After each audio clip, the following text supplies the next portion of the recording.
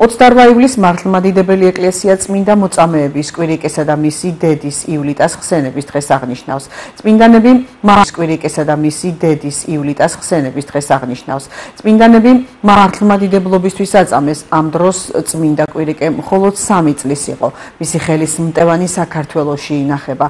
წმინდანებს ოჯახური ბედნიერებისა და სნეულ ყრმათა სწრაფ განკურნებისთვის ევედრებიან. დღევანდელ დღეს დედა ეკლესია აღნიშნავს დიდ მოწამე კვირიკე და ივლიტას ხსენებას. დედა შვილი, დედა რომელიც ნაადრევად დაქვრივდა და 3 წლის შვილი დარჩა აღსაზრდელად და ზრდიდა ქრისტიანულ საფუძვლებზე, სწავლების საფუძვლებზე და დიოკლეტიანეს დროს იცით რომ ძალიან დიდი დევნა იყო ქრისტიანობის და მათაც შეეხოთ ეს დევნა. მიიყვანეს იმპერატორის კარზე, დედა ბავშვის შვილის თვალწინ გვემეს, სემეს და ეს ბავშვი ხმამაღლა გაჰყვიროდა რომ მეც ქრისტიანი ვარ და ნახეთ რა საოცაშინელი აღსასრული ქონდა დაახეთქა იმპერატორმა, ფეხი ჩაარტყა და ესე განუტევა ჩვილმა ბავშვმა სული და დედაც რა თქმა უნდა მოწამეობრივად აღესრულა.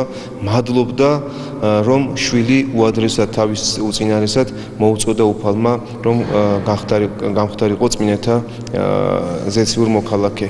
ასე რომ ჩვენ დღევანდელ დღეს უნდა ვსწავლოთ ამ წმინდანებიდან თუ როგორ შეიძლება გავზარდოთ, აღზარდოთ ჩვენი სულიერი შვილი ქრისტიანულად, მართლმადებლურად და იმ სულისკვეთებით რომ სიცოცხლის ბოლო წუთამდე ვემსახუროთ ქრისტეს და ვადიდებდეთ ღმერთს. გილოცავთ დღევანდელ დღეს განსაკუთრებით